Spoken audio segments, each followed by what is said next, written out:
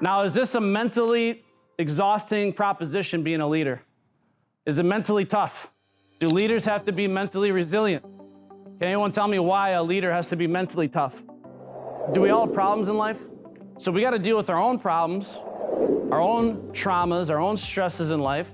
Plus, we got to deal with the problems, traumas, and stress of everyone else. And we got to be that foundation of positivity and support and inspiration, right? Sometimes it's hard to do. You got to be mentally tough. Has anyone ever done a triathlon before? So you're basically going over 140 miles using your own horsepower, running, swimming, and biking. Now, if you did one of those in a year, would that be a hell of an achievement? You did one triathlon a year, you'd be like, holy shit, I did a triathlon. It's a lifetime achievement, right? So there used to be a Guinness World Record for 20 triathlons completed in 1 year. Imagine doing 20 triathlons in a year. That's just shy of 2 a month. That's a hell of a lot of work, right? So this guy named James Lawrence comes along. They call him the Iron Cowboy, because he always wore cowboy hats a lot of times when he was doing these things, just goofing around. But he comes along and says, you know what? I want to set the world record for triathlons. Now, even if he did 21, that would be the record, right? But he set a big, hairy, audacious goal. He was going to do 30 of them. And he went to his doctors to talk like, what do you think? I want to do 30 triathlons. They're like, you're going to die. You know? The Roger Bannister effect, right? What did everyone tell Roger Bannister when he was attempting to run the 4-minute mile? Your heart will explode. You'll die trying to run a mile in 4 minutes. What happened?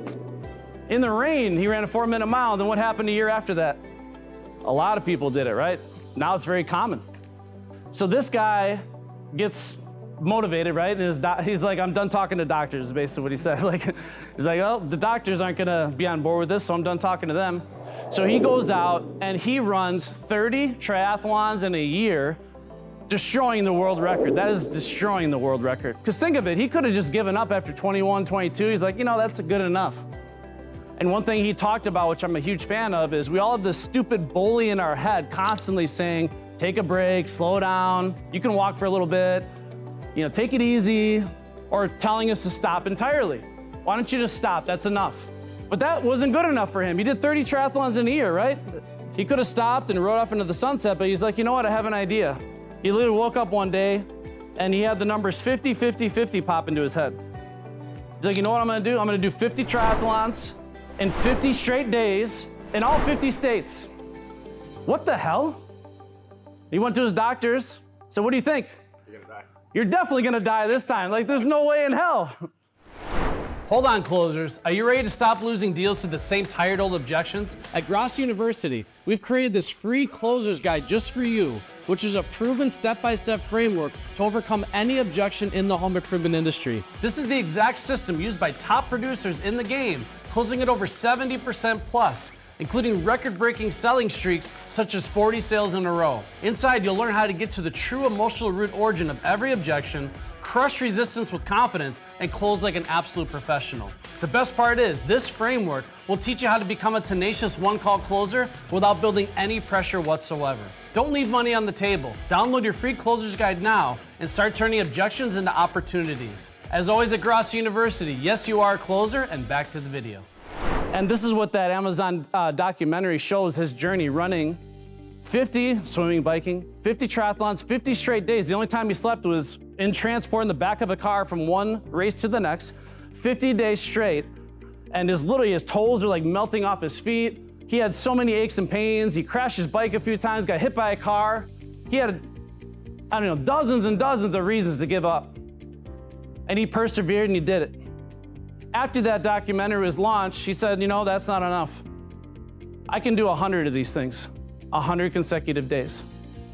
So long story short, or short story long, he does 101 consecutive triathlons, 101 consecutive days, because he wanted to prove a point that even when you think you're completely done, there's nothing left, you can always do one more. 101 triathlons. Now think of that. Think of your life.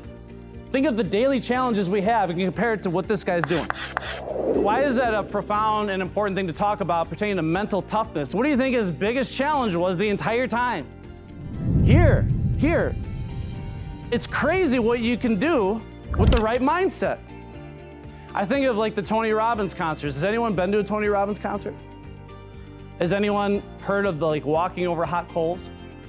So he literally gets his attendees in a state of mind where they can walk over hot coals, 2,000-degree hot coals barefoot, and nothing happens. Nothing happens. Now, if you have a stove, a lot of those get 700, 800 degrees, and you put your hand on it, what happens? You're gonna burn the shit out of yourself, right? But you get into complete control over your thoughts, your words, and your body, and you get into this state, and what he tells people to say is, I'm walking over cold moss, I'm walking over cold moss, I'm walking over cold moss. Because your body and your mind can't tell the difference between what? Real and imagined experiences. But putting all that aside, basically what he's showing is, with the right mindset, you literally have superhuman ability to walk barefoot over 2,000-degree hot coals. So what does that mean with the right mindset? What else can you do with the right mindset? Well, apparently you can run 100 freaking triathlons in 100 consecutive days and still survive to tell the story.